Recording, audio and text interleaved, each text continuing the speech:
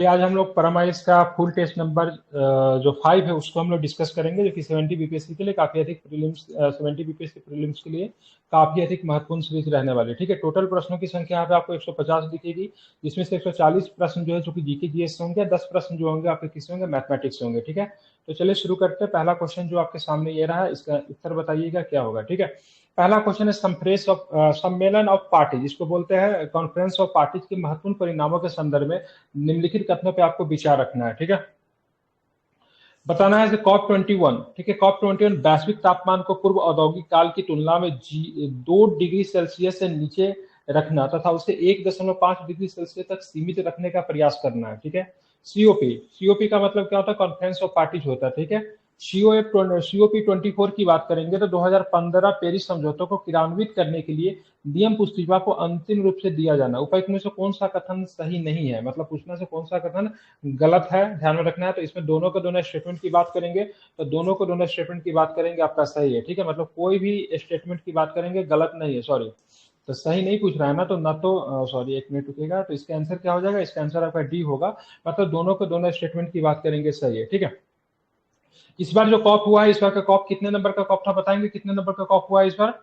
तो कॉप 28 था। ठीक है, कौन सा कॉप था, कॉप 28 था। कहाँ पे हुआ ये कॉप, तो कॉप ये हुआ आपका दुबई में हुआ। कहाँ पे हुआ ये कॉप, तो कॉप ये आपका हुआ है दुबई में हुआ है। ठीक है, आप इसे ध्यान में रखेंगे। ठीक है, कॉप 2015 की बात करेंगे, जहां से प्रश्न काफी बार पूछा गया है। ठीक है, कॉप 2015 की बात करेंगे, जो कि आपका पेरिस में हुआ था। 2015 का कॉप जो था कहाँ पे हुआ था, पेरिस में हुआ था। ठीक है, पेरिस में आयोजित हुआ था। कितने नंबर का कॉप था, तो ध्यान रखिए कॉप 21 नंबर का था। कितने नंबर का कॉप था, तो 21 नंबर का कॉप था, 2015 में पेरिस में हुआ था। इसका इंपॉर्टेंट क्या था, तो 2015 में पेरिस में आयोजित कॉप 21 में, ठीक है, प्रत्येक देश ने जलवायु परिवर्तन की समस्या को हल करने के लिए किस स्तर और किस तरह के प्रयास किए जाएंगे यह तय किया। ठीक है, इन कार्यों को राष्ट्रीय स्तर पर निर्धारित योगदान एनडीसी कहा जाता है। ठीक है, कॉप 21 ने वैश्विक तापमान को पूर्व औद्योगिक समय में 2 डिग्री सेल्सियस से नीचे रखने पर ध्यान केंद्रित किया है और इसे 1.5 डिग्री सेल्सियस तक सीमित रखने का भी प्रयास किया है। ठीक है, तो ध्यान में आपको रखना इंपॉर्टेंट है आपका। ठीक है, अब चलते दूसरा वाला स्टेटमेंट भी आपका सही है, बाकी पहला तो आपका सही है। दोनों के दोनों स्टेटमेंट की बात करेंगे इसमें सही, इसलिए कोई भी गलत नहीं है। एक्सरे पोला, ठीक है, एक्सरे पोलारीमीटर सैटेलाइट, जिसको एक्सोसैट के नाम से जानते हैं। ठीक है, ये भी प्रश्न पूछा जाता है, फुल फॉर्म बता दिए। एक्सोसैट का फुल फॉर्म क्या होता है, तो एक्सरे पोलारीमीटर सैटेलाइट होता है। ठीक है, के संदर्भ में निम्नलिखित कथनों पर विचार करना। एक्सोसैट को भू स्थिर हस्तांतरण कक्षा, इसको जीटीओ कहते हैं, और उच्च पृथ्वी कक्षा में अवलोकन के लिए तैयार किया गया है। ठीक है, पहला स्टेटमेंट इसका सुनिएगा। दूसरा क्या है, इसमें 2 वैज्ञानिक पेलोड शामिल है। क्या है इसमें, तो 2 वैज्ञानिक पेलोड शामिल है। दोनों को रक्षा अनुसंधान और विकास संगठन डीआरडीओ के द्वारा स्वदेशी रूप से विकसित किया गया है। और तीसरा स्टेटमेंट है, एक्सोसैट मिशन का विजन जीवन लगभग 5 वर्ष होने की उम्मीद है। तो बताना निम्नलिखित में से कौन सा स्टेटमेंट आपका सही है, बताइए कौन सा स्टेटमेंट की बात करेंगे सही है। ठीक है, तो इसका बात करेंगे तो ध्यान रखिएगा, इसका केवल 3 स्टेटमेंट आपका सही है। ठीक है, पहला स्टेटमेंट की बात करेंगे जो कह रहा है, पहला स्टेटमेंट है एक्सरे पोलोमीटर सैटेलाइट के संदर्भ में निम्नलिखित कथनों पर विचार करना है। तो एक्सपोसैट भू स्थिर स्थानांतरण कक्षा और उच्च पृथ्वी कक्षा को अवलोकन के लिए तैयार किया गया, यह स्टेटमेंट गलत है। क्यों गलत है, तो एक्सपोसैट अंतरिक्ष यान को पृथ्वी की निचली कक्षा, मतलब जो कि 650 किलोमीटर की ऊंचाई गैर सूर्य, ठीक है, तुल्यकालिक कक्षा से अवलोकन करने के लिए नामित किया गया, जो 2 वैज्ञानिकों को पेलोड को ले जाता है। ठीक है, तो ध्यान में रखना है। तो ये पहला वाला तो गलत हो गया, क्योंकि यहाँ पे भू स्थिर स्थानांतरण दिया हुआ, ये गलत हो गया। ठीक है, इसमें 2 वैज्ञानिक पेलोड शामिल है, जो दोनों को रक्षा अनुसंधान एवं विकास संगठन डीआरडीओ के द्वारा स्वदेशी रूप से तैयार किया गया है। तो ये वाला स्टेटमेंट गलत है, क्योंकि एक्सोसैट का प्राथमिक पेलोड की बात करेंगे, जो पहला पेलोड जो है, ठीक है, उसको रमन रिसर्च इंस्टीट्यूट बेंगलुरु ने विभिन्न इसरो केंद्रों के समर्थन से विकसित किया है। ठीक है, तो रमन इंस्टीट्यूट बेंगलुरु के द्वारा विकसित किया गया, न कि डीआरडीओ के द्वारा विकसित किया गया। और तीसरा स्टेटमेंट है जो है सो एक्सपोसैट का जीवन लगभग 5 वर्ष होता है। तो ये वाला स्टेटमेंट आपका सही है। ठीक है, तो बाकी 2 गलत था, तीसरा वाला स्टेटमेंट सही है। टफ क्वेश्चन था थोड़ा ये। ठीक है, इंटरपोल के संबंध में निम्नलिखित कथनों पर विचार करनी है। ठीक है, इंटरपोल के संबंध में निम्नलिखित कथनों पर क्या करना है, विचार करना है। ठीक है, यह विश्व की सबसे बड़ी खुफिया एजेंसी, जिसका मुख्यालय जेनेवा स्विट्जरलैंड में है। ठीक है, तो ध्यान में रखना है। तो गलत है ना कि इंटरपोल का मुख्यालय कहाँ है, बताइए कहाँ है इंटरपोल का मुख्यालय, फ्रांस में। फ्रांस के कहाँ पे पड़ता है इंटरपोल का मुख्यालय, ठीक है, फ्रांस के लियोन्स में पड़ता है। ठीक है, तो पहला वाला तो गलत हो गया। भारत में इंटरपोल की नोडल एजेंसी एनआईए है। ठीक है, तो ध्यान रखेंगे। तो भारत में इंटरपोल की नोडल एजेंसी की बात करेंगे तो एनआईए नहीं है। ठीक है, ध्यान रखेंगे। ठीक है, कौन है? सीबीआई होता है। ठीक है, उसके बाद बात करेंगे कौन है इंटरपोल का नोडल एजेंसी भारत में, क्या है? सीबीआई है। ठीक है, ना कि मतलब एनआईए है। ठीक है, इसके नोटिस सहयोग के लिए, ठीक है, जो लुक आउट नोटिस जो जारी करती है, लुक आउट नोटिस जारी करती है इंटरपोल, अंतरराष्ट्रीय अनुरोध है जो कि किसी सदस्य देश के इंटरपोल राष्ट्रीय केंद्रीय ब्यूरो का अनुरोध पर जारी करती है। ठीक है, तो बिल्कुल ये सही है। आपका तीसरा नंबर स्टेटमेंट की बात करेंगे, सही है। बाकी सारे के सारे स्टेटमेंट की बात करेंगे, इसमें गलत है। ठीक है, गलत स्टेटमेंट पूछ रहा है ना, तो एक आधे स्टेटमेंट की बात करेंगे गलत है। अब इंटरपोल इस बार चर्चा में क्यों था, तो ध्यान में रखिएगा, हाल में केंद्रीय जांच ब्यूरो सीबीआई के निदेशक परवीन सूद के नेतृत्व में एक उच्च पदस्थ भारतीय प्रतिनिधिमंडल ने 91 इंटरपोल महासभा में भाग लिया। इस बार इंटरपोल का कितना नंबर का बैठक हुआ, तो 91 नंबर का बैठक हुआ। इसमें भारत का सीबीआई ने भी पार्टिसिपेट किया, जो कि परवीन सूद के निगरानी में यहाँ पे पार्टिसिपेट किया गया। ठीक है, इसको आपको ध्यान में रखना है। दूसरी बात आपको इसमें ये ध्यान रखना है, इंटरपोल कौन से नोटिस जारी करती है? ठीक है, लुकआउट नोटिस जारी करती है। ठीक है, अगर मान लीजिए भारत का कोई क्रिमिनल जो है किसी देश में जाके छिप गया, ठीक है, तो इसके 195 देश इसके सदस्य है। मान लीजिए भारत का कोई क्रिमिनल अमेरिका में जाके छिप गया, तो सीबीआई मतलब बोलेगी, इंटरपोल से अनुरोध करेगी इसे लुकआउट नोटिस जारी कीजिए, किस देश में छिपा हुआ है। अगर जिस भी देश में छिपा होगा, तो जो भी वहां का नोडल एजेंसी होगा, सबके पास वो न्यूज जाएगा, उस अपराधी का छानबीन करना शुरू हो जाएगा। जैसे भारत में आकर कोई छिप जाएगा, तो इंटरपोल भारत के मतलब क्या सीबीआई को नोटिस जारी करेगी, इसे देखिए आपके देश में तो नहीं है, क्योंकि हर देश में उसका एक नोडल एजेंसी होता है। ठीक है, तो भारत में इंटरपोल का जो नोडल एजेंसी है वो सीबीआई है, इसको आपको ध्यान में रखना है। ठीक है, दूसरी बात है, इसके नोटिस सहयोग के लिए अंतरराष्ट्रीय अनुरोध है, ये तो सही बता ही दिया। सीबीआई इंटरपोल में एनआईए नहीं होगा, सीबीआई होगा। ठीक है, मुख्यालय की बात करेंगे फ्रांस के लियोन्स में। ठीक है, चलिए अब चलते आगे देखेंगे। ठीक है, और इंटरपोल की स्थापना कब हुई थी, तो 1923 में हुई थी। ठीक है, ये भी ध्यान में रखना है, क्योंकि 2023 में इसका 100 वर्ष पूरा हो गया था। और जब भी मतलब क्या होता है ना, किसी भी वर्ष का 100 वर्ष, 200 वर्ष, 300 वर्ष अगर पूरा हो, तो पुरानी बातें भी क्या होती है, नहीं हो जाती है। ठीक है, आप चलते 4 नंबर प्रश्न देखेंगे। ठीक है, निम्नलिखित युग्मों पर विचार कर भारत निम्नलिखित युग्मों पर विचार करना। समाचार पत्रों में अक्सर उल्लेखित द्वीप संबंध जल निकाय एसोसिएटेड वाटर बॉडी क्या है, बताना है क्या है। यहाँ पे देखिए, थीथु उत्तरी प्रशांत महासागर में, हवाई की बात करेंगे दक्षिणी चीन सागर में है, और भी देखेंगे ऑप्शन की बात करेंगे। और ऑप्शन क्या है, बफिन की बात करेंगे आर्कटिक महासागर में है, या फिर डियागो गार्सिया की बात करें हिंद महासागर में है। तो पता चल ही जाएगा इसे कौन सा सही, निम्नलिखित में से कौन सा युग्म सही था। बफिन की बात करेंगे तो आर्कटिक महासागर में है। बाफिन जल संधि की बात करेंगे, आर्कटिक महासागर में है। ठीक है, और डियोगो गार्सिया की बात करेंगे तो ध्यान रखें हिंद महासागर में है। ये बिल्कुल सही है। तो 3 और 4 स्टेटमेंट की बात करेंगे। उसके बाद बात करेंगे एक जो अभी चर्चा में जो काफी रहा, जिसका नाम है T2। क्या नाम है इसका? T2। ध्यान में रखिएगा, इंपॉर्टेंट है ये। T2 की बात करेंगे तो फिलीपींस, हाल में फिलीपींस ने दक्षिणी चीन सागर में विवादित द्वीप T2 पर एक नया तटरक्षक स्टेशन बनाया। ठीक है, तो दक्षिणी चीन सागर में किसमें है, तो ध्यान रखिए T2 द्वीप जो है तो आपको कहां पे मिलेगा, ये आपको दक्षिणी चीन सागर में मिलेगा। ठीक है, ये भी चर्चा में क्यों था, क्योंकि फिलीपींस ने यहाँ पे क्या किया है, ठीक है, एक यहाँ पे अपना स्टेशन बनाया है। ठीक है, ध्यान में रखेंगे, समझ गए। हवाई मध्य प्रशांत महासागर में ज्वालामुखी द्वीपों का एक समूह है। ठीक है, तो ध्यान रखिए यहाँ पे ये भी आपका गलत है, क्योंकि यहाँ पे क्या लिया था ऑप्शन, आपका दूसरा नंबर देखेंगे। यहाँ पे दूसरा नंबर क्या है, तो दूसरा नंबर में जो दिया था हवाई दक्षिणी चीन सागर में नहीं है। तो हवाई कहाँ पे आपको, प्रशांत महासागर में। ठीक है, ये जो है आपका दक्षिणी चीन सागर में, ये आपको कहाँ पे मिलेगा, प्रशांत महासागर में। बाकी की बात करेंगे तो बाकी जो प्रश्न की बात करेंगे, तो बाकी जो प्रश्न जो है सो आपका सही, बाफिन की बात करेंगे आर्कटिक महासागर में है, डियोगो गार्सिया हिंद महासागर में। ठीक है, ग्रीन क्रेडिट के संदर्भ में निम्नलिखित कथनों पर आपको विचार करना है। ठीक है, ग्रीन क्रेडिट कार्यक्रम, ठीक है, पर्यावरण वन जलवायु परिवर्तन मंत्रालय के द्वारा शुरू किया गया है। ठीक है, पहला स्टेटमेंट देखिएगा कि करंट अफेयर्स के प्रश्न के लेवल काफी अच्छे रखे गए हैं। ठीक है, ग्रीन क्रेडिट एक बाजार आधारित तंत्र है जिसे स्वैच्छिक पर्यावरणीय कार्यों को प्रोत्साहित करने के लिए डिजाइन किया गया। ठीक है, ये क्रेडिट विशिष्ट पर्यावरणीय गतिविधियों का आवंटित किए जाएंगे, इन्हें व्यापार योग्य वस्तुओं के रूप में भी जाना जाएगा। तो होता ना, उपर्युक्त में से कौन सा कथन सही थे। ग्रीन क्रेडिट कार्यक्रम पर्यावरण और वन जलवायु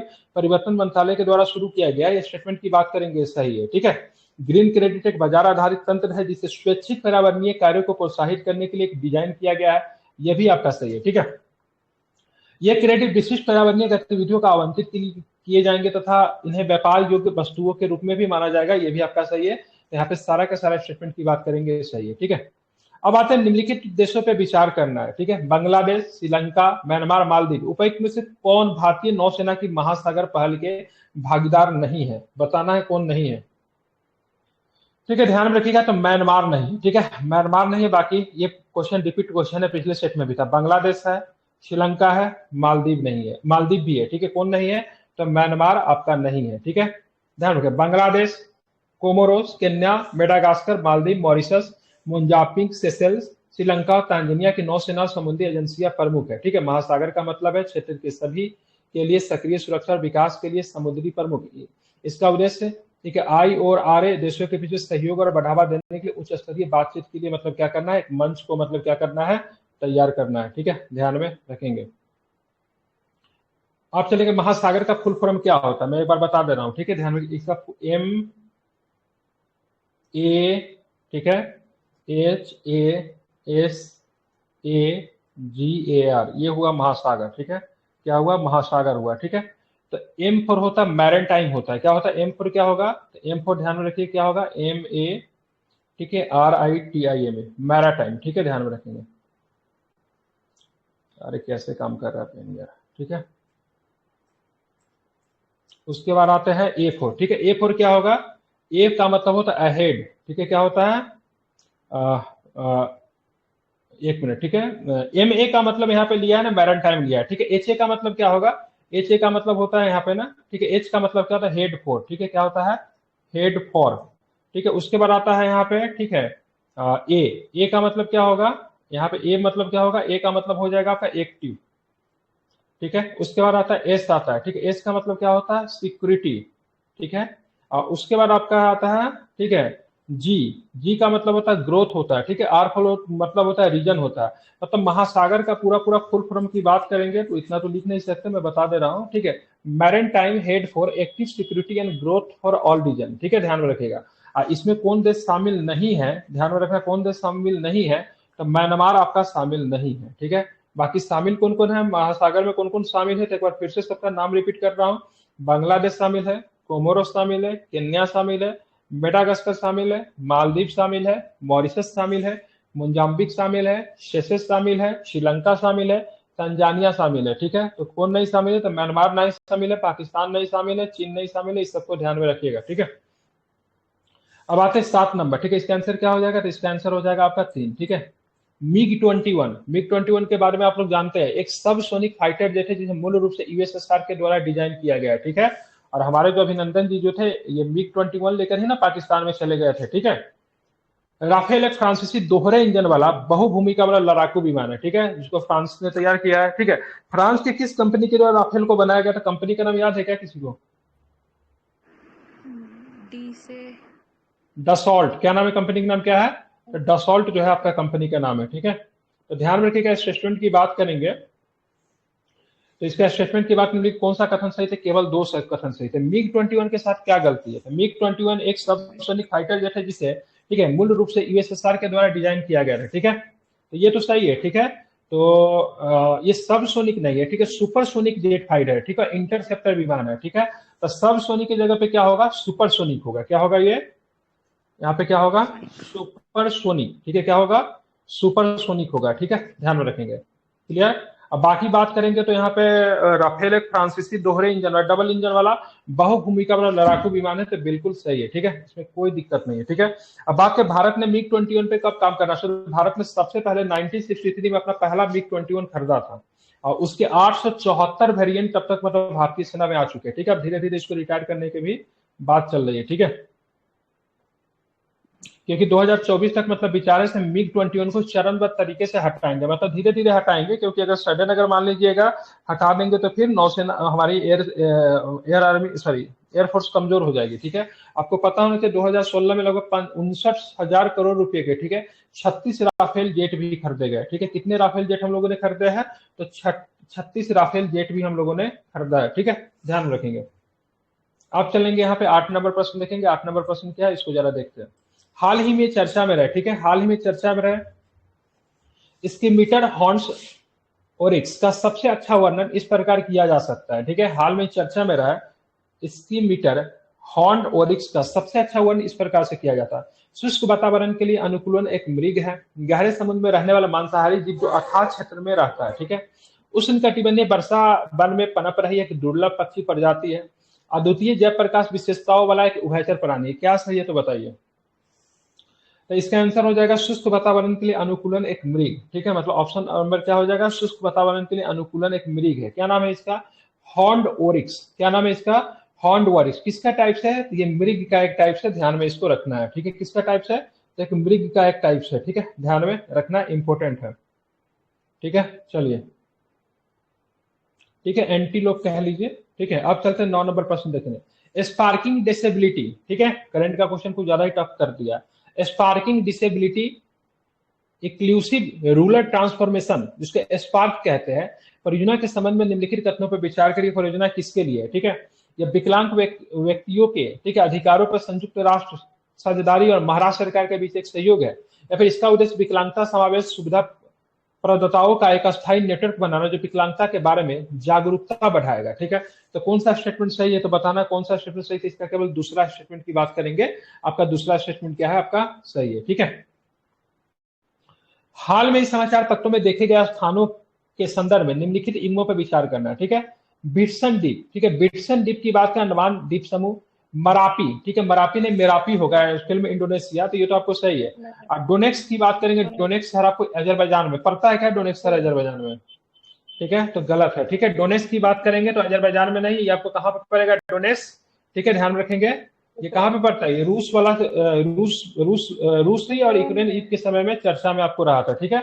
तो डोनेक्स जो आपका कहां पे पड़ता है, यूक्रेन में पड़ता है, ठीक है। कहां पे पड़ता है, यूक्रेन में था, लेकिन अभी हाल फिलहाल में चाइना, यहाँ पे रूस ने मतलब क्या किया था, कब्जा कर लिया है, ठीक है। अब विट्सन द्वीप की बात करेंगे तो ध्यान रखिए कहां पे पड़ता है, तो ये आपका दक्षिणी चीन सागर में पड़ता है। कहां पे पड़ता है, ये अच्छा क्वेश्चन है, चर्चा में था इसलिए दिया हुआ है। कहां पड़ता है, दक्षिणी चीन सागर में पड़ता है, इसको आप लोग ध्यान में रखेंगे, ठीक है। कहां पे पड़ता है ये, दक्षिणी चीन सागर में, ठीक है। डोनेट्स शहर की बात करेंगे तो यूक्रेन में है। अब मेरापी ज्वालामुखी की बात करेंगे तो काफी चर्चा में रहता है, कहां पे, इंडोनेशिया में, क्योंकि हमेशा यहाँ पे क्या आते रहता है, हमेशा यहाँ पे ज्वालामुखी आते रहता है, ठीक है। सरखेल शब्द निम्नलिखित में से किस पदनाम को संदर्भित करता है, सरखेल, ठीक है, ध्यान रखें, ठीक है।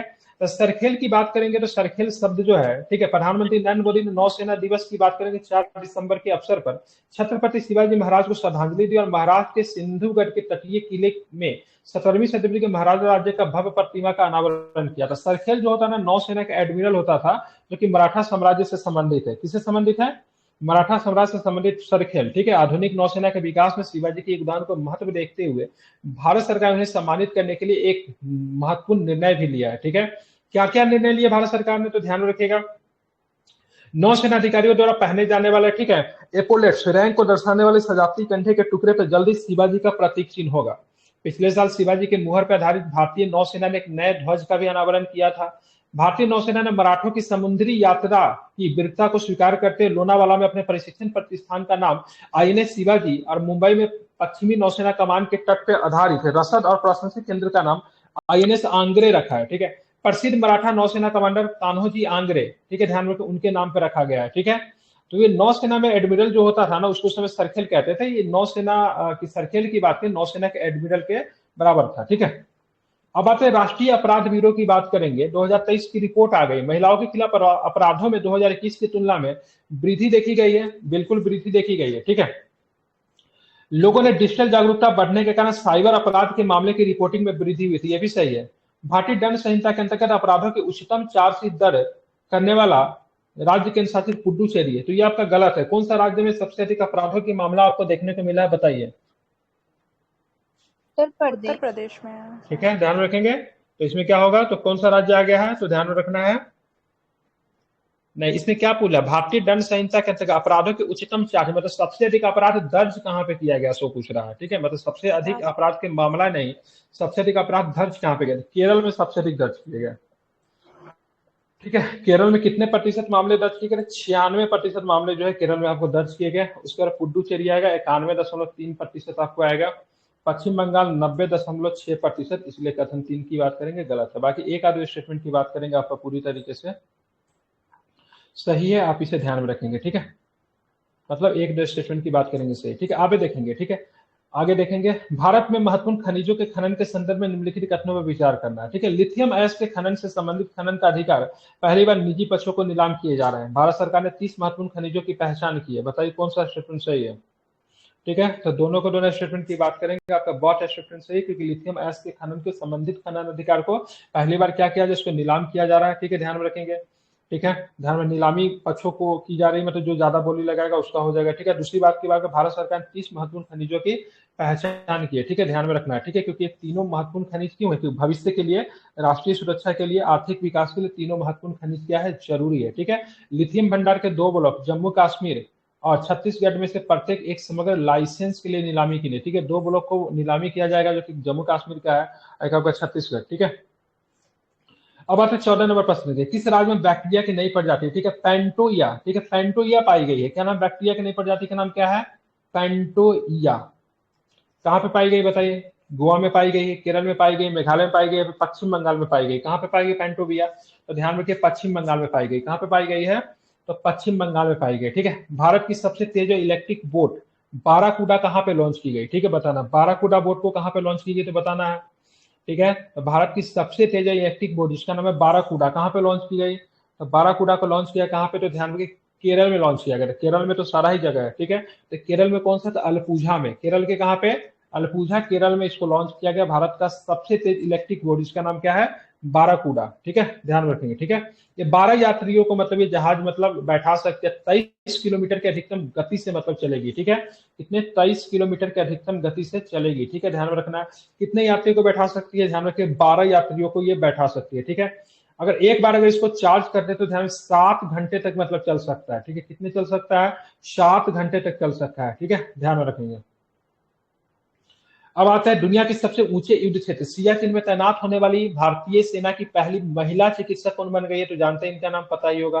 ठीक है, कौन बन गई है, तो गीतिका कौल बन गई। ठीक है, सियाचिन की बात करेंगे, भारतीय सेना के स्नो लेपर्ड ब्रिगेड की कैप्टन गीतिका कौल दुनिया की सबसे ऊंचे युद्ध क्षेत्र सियाचिन में तैनात होने वाली पहली महिला चिकित्सा अधिकारी बनी है। ठीक है, कौन से अधिकारी बनी गीतिका कौल, तो ध्यान में रखना आपको, चिकित्सा अधिकारी बनी है। ठीक है, नोट कर लीजिएगा, इंपॉर्टेंट है। ठीक है, क्या बनी है, चिकित्सा अधिकारी बनी है गीतिका कौल, आपको ध्यान में रखना है। ठीक है, अब आते हैं 17 नंबर प्रश्न, देखते हैं क्या है 17 नंबर। ठीक है, पुरुष वॉलीबॉल क्लब चैंपियनशिप 2023 किस शहर में आयोजित की गई। ठीक है, पुरुष वॉलीबॉल, ठीक है, क्लब विश्व चैंपियनशिप 2023 किस शहर में आयोजित की गई, तो ध्यान रखिए कहां पे, तो बेंगलुरु में की गई। कहां पे, बेंगलुरु में आयोजित की गई। ठीक है, भारत के किस हवाई अड्डे ने यूनेस्को के, ठीक है, भारत के किस हवाई अड्डे ने यूनेस्को के प्रिंस, ठीक है, प्रिक्स बैसेलस 2023 में 2 प्रतिष्ठित पुरस्कार जीते हैं। ठीक है, तो कौन सा हवाई अड्डा हो जाएगा बताइए, तो कैंपेगोडा इंटरनेशनल एयरपोर्ट। ठीक है, कैंपेगोडा इंटरनेशनल एयरपोर्ट किस राज्य में है, बेंगलुरु में।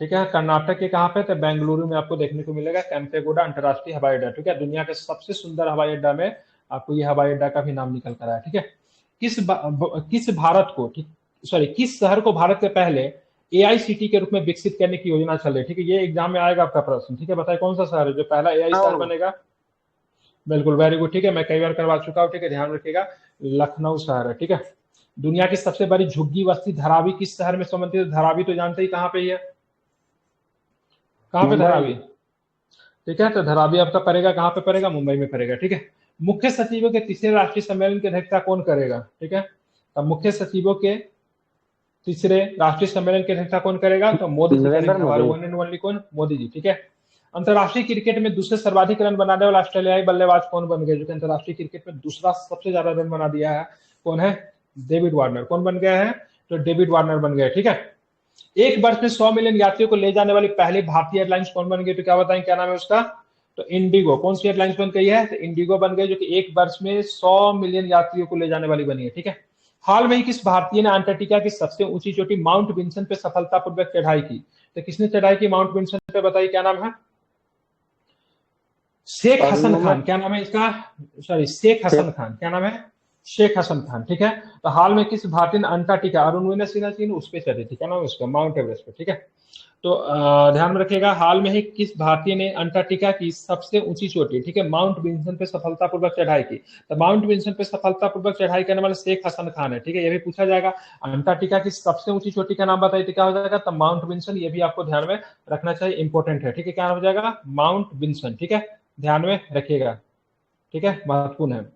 आप चलेंगे आगे, चलेंगे 25 नंबर प्रश्न देखते हैं। ठीक है, हाल में ही भूटान के प्रतिष्ठित national order of merit gold medal से किसे सम्मानित किया गया? ठीक है, हाल में भूटान के प्रतिष्ठित national order of merit gold medal से किसे सम्मानित किया गया? तो क्या बताएंगे? क्या हो जाएगा? पूनम खेत्रपाल सिंह। ठीक है, क्या नाम है? पूनम खेत्रपाल सिंह। ठीक है, क्या नाम है इनका? क्या नाम है इनका? पूनम खेत्रपाल सिंह। ठीक है, विश्व स्वास्थ्य संगठन WHO के दक्षिण पूर्व एशिया की क्षेत्रीय निदेशक पूनम खेत्रपाल सिंह को विशिष्ट सेवाओं के लिए भूटान के प्रतिष्ठित national order of merit gold medal से सम्मानित किया गया। पूनम पंजाब कैडर की सेनावृत्त IAS अधिकारी है। भूटान के 116वें राष्ट्रीय दिवस के समारोह में भूटान नरेश जिग्मे खेसर नामग्याल वांगचुक ने उन्हें क्या किया? सम्मानित किया। ठीक है, ध्यान में रखना। आप चलते आगे, चलेंगे आगे क्या प्रश्न है? ठीक है, बिहार में मिशन दक्ष किस मंत्रालय के द्वारा शुरू किया गया? बिहार में मिशन दक्ष क्या बताएंगे? तो शिक्षा मंत्रालय के द्वारा। ठीक है, ध्यान में, किस मंत्रालय के द्वारा शुरू किया मिशन दक्ष? किसके मंत्रालय के द्वारा? तो शिक्षा मंत्रालय के द्वारा बिहार में मिशन दक्ष को शुरू किया गया। ठीक है, हेल्थ केयर ड्रोन का परीक्षण करने वाला देश का पहला संस्थान कौन है? जो कि हेल्थ केयर ड्रोन का मतलब परीक्षण करने वाला है। ठीक है, ध्यान में रखेंगे। ठीक है, बताएं कौन सा? तो ध्यान रखें, एम्स दिल्ली। क्या हो जाएगा? एम्स दिल्ली। ठीक है, क्या हो जाएगा? Sorry, AIIMS Patna, mistake. ठीक है, क्या हो जाएगा? पटना हेल्थ था केयर ना, ड्रोन का परीक्षण, हाँ नौबतपुर में किया था। हाँ हाँ, नौबतपुर में क्या है? हेल्थ केयर ड्रोन का परीक्षण करने वाला देश का पहला संस्थान हो जाएगा, तो एम्स पटना हो जाएगा। ठीक है, ध्यान रखें। ठीक है, समझ गए? अब चलेंगे आगे 28 नंबर प्रश्न। ठीक है, बिहार के किस शहर में, ठीक है, दिसंबर 2023 के महीने में गंगा जल आपूर्ति योजना शुरू की गई? ठीक है, तो दिसंबर 2023 में महीने में गंगा जल आपूर्ति योजना की बात करें, कहां पे शुरू की गई? तो नवादा में शुरू की गई। कहां पे शुरू की गई है? नवादा में शुरू की गई। ठीक है, कब शुरू की गई? तो 15 दिसंबर, ठीक है, 2023 को। ठीक है, 15 दिसंबर 2023 को। ठीक है, गंगा जल आपूर्ति योजना कहां पे शुरू की? नवादा में शुरू की गई। ठीक है, ध्यान रखेंगे। ठीक है, इसको सोल्यूशन पढ़ लीजिए, कुछ इंपोर्टेंट है इसमें, नोट भी कर लीजिएगा। ठीक है, 15 दिसंबर 2023 को मुख्यमंत्री नीतीश कुमार ने नवादा जिले के कादिरगंज के पौरा गांव में, किस गांव में? गांव का नाम क्या है? सॉरी, कादिरगंज प्रखंड वगैरह होगा। ठीक है, क्या होगा? कादिरगंज। कादिरगंज के कौन सा गांव है? पौरा गांव। ठीक है, ध्यान रखें, कादिरगंज के पौरा गांव में, ठीक है, 36 मिलियन लीटर स्वच्छ जल पंप हाउस का बटन दबाकर गंगा जलापूर्ति योजना के दूसरे चरण का उद्घाटन किया। राजगीर के पास नवादा जिले के कादिरगंज प्रखंड के, सॉरी, नवादा, एक मिनट, दो गांव लिखा हुआ है इसमें। एक है नवादा जिले के नारदीगंज प्रखंड के मुतनाजे गांव स्थित, ठीक है, डिटेंशन कैंप तक मोकामा के, ठीक है, हाथीदह से स्टील पाइपलाइन के जरिए गंगा जल लाया जाएगा। ठीक है, इसके बाद 20 किलोमीटर की दूरी तय करके गंगा जल को नवादा के पौरा गांव स्थित, ठीक है, ट्रीटेड वाटर प्लांट तक लाया जाएगा। पौरा गांव से करीब 13 किलोमीटर की दूरी तक नवादा नगर में लोगों के घरों तक गंगा जल पहुंचाया जाएगा। इससे पहले राजगीर, गया और बोध गया में लोगों के घरों तक गंगा जल पहुंचाया जा चुका है। ठीक है, तो कहां पे पहुंचाया जा चुका है? राजगीर में, और कहां पे? गया में। ठीक है, और कहां पे? बोध गया में। ठीक है, और अब कहां पे गंगा जल से पहुंचाया जाएगा? कहां पे? तो नवादा में। ठीक है, ध्यान रखिएगा। ठीक है, ये नवादा वाला जो कहां पे शुरू हुआ था? तो कादिरगंज के पौरा गांव में। ठीक है, समझ गए? तो इसमें गंगा जल लाएंगे कहां से? गंगा जल कहां से लाएंगे? तो इसमें लाएंगे, गंगा जल लाएंगे कहां से? ध्यान में रखेंगे, तो नवादा जिले के नारदीगंज प्रखंड के मुतनाजे गांव स्थित डिटेंशन कैंप तक मोकामा के हाथीदह से स्टील पाइपलाइन के जरिए, ठीक है, मोकामा से गंगा जल यहाँ पे लाएंगे। ठीक है, तो पहले नवादा के कादिरगंज पौरा गांव में तो गंगा जल जाएगा, लेकिन पहले नवादा में 2 जगह गंगा जल रहेगा। ठीक है, एक का नाम क्या है? तो एक का नाम है नारदीगंज। क्या नाम है? नारदीगंज प्रखंड के कौन सा गांव है? ठीक है, मुतनाजे गांव। मुतनाजे गांव। ठीक है, ध्यान रखेंगे, तो मुतनाजे गांव तक आएगा, फिर वहां से फिर यहाँ तक आएगा। ठीक है, लाएंगे मोकामा से। इसको सोल्यूशन देख लीजिएगा। खेलो इंडिया पैरा गेम्स 2023 की पदक तालिका में बिहार का स्थान कौन सा था? ठीक है, तो बिहार का कौन सा स्थान रहा? तो 22वां स्थान रहा बिहार का। ठीक है, तो खेलो इंडिया पैरा गेम्स 2023 में बिहार का स्थान कितना था? 22वां स्थान था। ठीक है, बिहार ने कुल 9 पदक जीता था। कितने पदक जीते बिहार ने? तो कुल 9 पदक जीते, जिसमें से रजत कितने हैं? रजत पदक की बात करेंगे तो 6 है। ठीक है, रजत पदक कितना बिहार में? 6 है। कांस्य पदक की बात करें, कांस्य पदक की बात करें कितना है? तो 3 है। ठीक है, मैथिली भाषा के लिए साहित्य अकादमी पुरस्कार 2023 से किसे सम्मानित किया गया? ठीक है, मैथिली भाषा के लिए साहित्य अकादमी पुरस्कार किसे दिया गया था? बताइए, क्या नाम है उसका? बासुकीनाथ झा नाम है। क्या नाम है? उनका नाम क्या है? बासुकीनाथ झा की बात करेंगे, उनका नाम क्या है? ठीक है, क्या नाम है? बासुकीनाथ झा है। ठीक है, तो बासुकीनाथ झा जी को उनकी पुस्तक बोध संकेतन के लिए, किसने मिला इनको? बोध संकेतन। ठीक, किस लिए मिला है? तो बोध संकेतन के लिए मिला है। ठीक है, किस लिए? तो बोध संकेतन के लिए इनको पुरस्कार दिया गया है। ठीक है, ध्यान में रखेंगे। अब चलते हैं 31 नंबर। किस स्थान को भारत का ग्रीनविच कहा जाता है? ठीक है, तो किस स्थान को भारत का ग्रीनविच कहते हैं? किसे कहते हैं भारत का ग्रीनविच? उज्जैन को भारत का ग्रीनविच कहते हैं। क्यों कहते हैं? तो खगोल शास्त्री के अनुसार उज्जैन की भौगोलिक स्थिति अद्वितीय है। 4वीं शताब्दी ईस्वी के खगोलीय ग्रंथ सूर्य सिद्धांत पे कहा गया है कि उज्जैन एक सटीक स्थान पर स्थित है जहां भूमध्य रेखा और कर्क रेखा एक दूसरे को काटती है। इस प्रकार से इस पृथ्वी का केंद्र माना जाता है और इसे भारत का ग्रीनविच कहा जा गया है। ठीक है, ग्रेट सैंडी रेगिस्तान किस देश में स्थित है? ग्रेट सैंडी रेगिस्तान की बात है, किस देश में स्थित है? तो ध्यान रखेगा आपको, किस देश में स्थित? ऑस्ट्रेलिया में स्थित है। कहां पे? ग्रेट सैंडी की बात करें कहां पे, तो आपको ऑस्ट्रेलिया में आपको देखने को मिलेगा। ठीक है, निम्नलिखित में से कौन सा शहर भारत में मशरूम शहर के रूप में जाना जाता है? ठीक है, मशरूम शहर के रूप में कौन सा शहर जाना जाता है? ध्यान रखें, कौन सा शहर? सोलन को जाना जाता है। ठीक है, सोलन किस राज्य में पड़ता है? सोलन कहां पड़ता है? सोलन हिमाचल प्रदेश।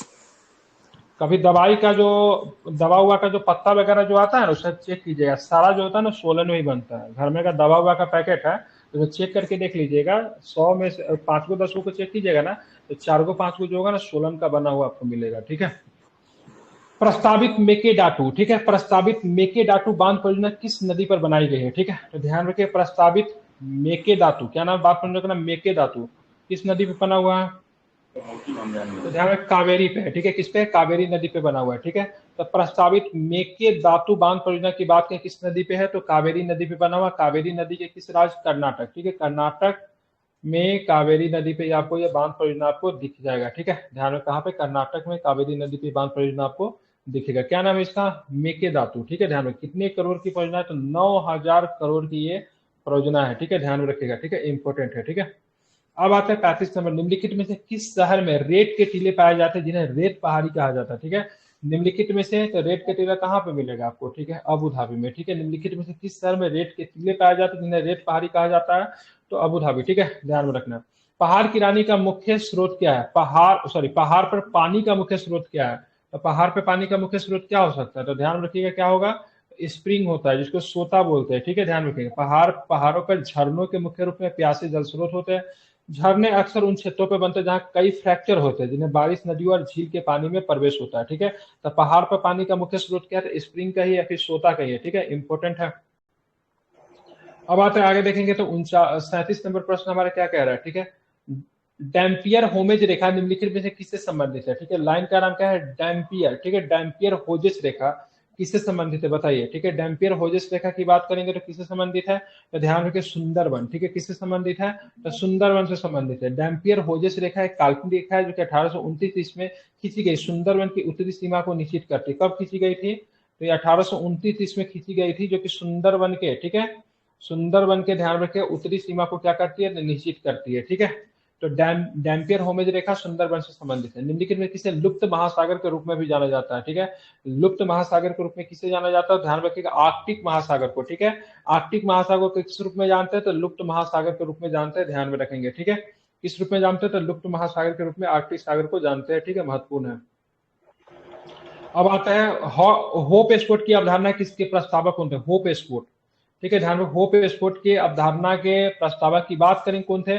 तो इनका नाम है सिल्विया अर्ल। ठीक है, ध्यान रखिए, क्या नाम है? सिल्विया अर्ल होप स्पोर्ट की अवधारणा के प्रस्तावक। होप स्पोर्ट समुद्री पारिस्थितिकी तंत्र के विशिष्ट क्षेत्र है। किसी संबंधित? समुद्र संबंधित है, जिनके उनके महत्वपूर्ण जलीय आवास और समुद्री जैव विविधता के लिए विशेष सुरक्षा की आवश्यकता होती है। ठीक है, उस देश का नाम चुने जिसका शाब्दिक अर्थ है ईमानदार लोगों की भूमि। ठीक है, ईमानदार लोगों की भूमि किस देश का शाब्दिक अर्थ होता है? ठीक है, उसका नाम है क्या बताइए? Burkina Faso. क्या होता है? Burkina Faso. ईमानदार लोगों की भूमि की शाब्दिक अर्थ की बात करें किस देश का है? तो बुर्किना फासो। ठीक है, ध्यान में, क्या हो जाएगा? तो बुर्किना फासो इसका सही उत्तर है। ठीक है, अब आते आगे देखेंगे और कौन सा प्रश्न है, वो भी हमारे लिए इंपॉर्टेंट है। देखेंगे 40 नंबर प्रश्न क्या कहता है। ठीक है, 40 नंबर होगा 41 नंबर। निम्नलिखित में से कौन सा देश द्वीप समूह का सबसे अच्छा वर्णन करता है? ठीक है, निम्नलिखित में से कौन सा शब्द द्वीप समूह का सबसे अच्छा वर्णन करता है? तो क्या होगा इसका उत्तर? इसका उत्तर की बात करें क्या होगा? ध्यान, द्वीप समूह या द्वीपों की श्रृंखला। क्या हो जाएगा? द्वीप समूह या फिर द्वीपों की श्रृंखला की बात करें, द्वीप समूह का सबसे अच्छा वर्णन यही करता है। ठीक है, अब यहाँ पे देखेंगे दो खान का नाम दिया, जानते हैं, काले गोरली और कुलगाड़ी। स्वर्ण खान के लिए जाना जाता है, सोना का खान है ये। ठीक है, काले गोरली और कुलगाड़ी किस देश में आपको पता है सोने की खान? तो ध्यान रखिए सोना का खान कहाँ पे मिलेगा, तो आपको ऑस्ट्रेलिया में मिलेगा। कहाँ पे मिलेगा ये दोनों के दोनों सोने की खान कहाँ पे मिलेगा, ऑस्ट्रेलिया में मिलेगा। ठीक है, ध्यान रखिए चर्चा में रहता है। ठीक है, अब आते हैं 43 नंबर क्वेश्चन देखते हैं। ठीक है, भारतीय संविधान में वर्णित मौलिक कर्तव्यों के निम्नलिखित में से कथनों पे आपको विचार करना है। ये केवल नागरिकों पर लागू होते हैं मौलिक कर्तव्य। ठीक है, तो बिल्कुल मौलिक कर्तव्य विदेशियों के नहीं, केवल नागरिकों पर लागू होते बिल्कुल कथन। ये नीति निर्देशक की तरह गैर औचित्यपूर्ण है। ठीक है, तो ध्यान रखिएगा, तो आपका ये भी स्टेटमेंट सही है। नीति निर्देशक के तत्व की तरह भी ये भी मतलब गैर औचित्यपूर्ण है, मतलब न्यायालय में आप इसको लागू करवाने के लिए नहीं जा सकते। इसका वर्णन मूल संविधान के भाग 4 में किया गया नहीं, भाग 4 के ए में किया है। किसमें किया गया है, 4 के ए में किया गया। अनुच्छेद की बात करेंगे तो 51 के ए में किया गया। ठीक है, ध्यान में रखेंगे, तो ये गलत हो गया, मतलब इसका सही कौन है, तो उत्तर 1 और 2 सही है। ठीक है, अब आते आगे देखेंगे, निम्नलिखित में से किस संगठन का अध्यक्ष प्रधानमंत्री होता है। ठीक है, तो प्रधानमंत्री किस संगठन का अध्यक्ष होता है, क्षेत्रीय परिषद का गृह मंत्री होता है। ठीक है, कौन होता है, गृह मंत्री होता है क्षेत्रीय परिषद का। राष्ट्रीय एकता परिषद, नीति आयोग, वैज्ञानिक और औद्योगिक संसद जिसको बोलते हैं CISR। ठीक है, सबका क्या होता है, तो सबके हमारे होते हैं PM साहब। ठीक है, जबकि क्षेत्रीय परिषद कौन होता है, क्षेत्रीय परिषद होते हैं उसके जनरली क्या होते हैं, गृह मंत्री होते हैं। ठीक है, अब आते हैं यहाँ पे चलेंगे और संसद निम्नलिखित तरीकों में से भारत के किसी भी भाग पर अंतर्राष्ट्रीय संधियों को लागू करने के लिए कानून बना सकता है। ठीक है, तो इसमें संसद को किसी भी राज्य की सहमति की बिना किसी से भी पूछने की जरूरत नहीं है। संसद इस मामले में क्या है, तो स्वतंत्र है। क्या है, संसद इस मामले में क्या है, तो स्वतंत्र है, ध्यान में रखेंगे। ठीक है, पंचायती राज व्यवस्था का मुख्य उद्देश्य क्या है, तो ध्यान रखिएगा इसका क्या है, लोकतांत्रिक विकेंद्रीकरण, विकास में लोगों की भागीदारी, नागरिकों अधिकारों का संरक्षण। क्या हो जाएगा, तो इसका हो जाएगा मोर देन वन हो जाएगा। ठीक है, क्या हो जाएगा, मोर देन वन हो जाएगा। ठीक है, ध्यान में रखना है। ठीक है, इसका दोनों आंसर सही, ये सही है आपका, ये सही। ठीक है, नागरिक अधिकारों का संरक्षण नहीं है, लोकतांत्रिक विकेंद्रीकरण, अब विकास में लोगों की भागीदारी आपका सही है। ठीक है, अब आते हैं 47 नंबर क्वेश्चन देखते हैं, नगर निगम का सदस्य बनने के लिए न्यूनतम आयु कितनी होनी चाहिए। तो नगर निगम का सदस्य बनने के लिए आपकी न्यूनतम आयु की बात करेंगे तो ठीक है, ध्यान रखना चाहिए आपकी 21 साल होनी चाहिए। कितनी होनी चाहिए, 21। पंचायत का सदस्य बनने के लिए या फिर मतलब नगर निगम का सदस्य बनने के लिए आपकी न्यूनतम आयु 21 वर्ष होनी चाहिए। कोई भी ऑप्शन नहीं, इसलिए उपायुक्त में से कोई नहीं होगा। ठीक है, 11वीं अनुसूची में कौन सा विषय शामिल है, 11वीं अनुसूची की बात करेंगे। ठीक है, 11वीं अनुसूची और 12वीं अनुसूची। 11वीं अनुसूची में जानते हैं आप लोग 11वीं अनुसूची में विषयों की संख्या कितनी है,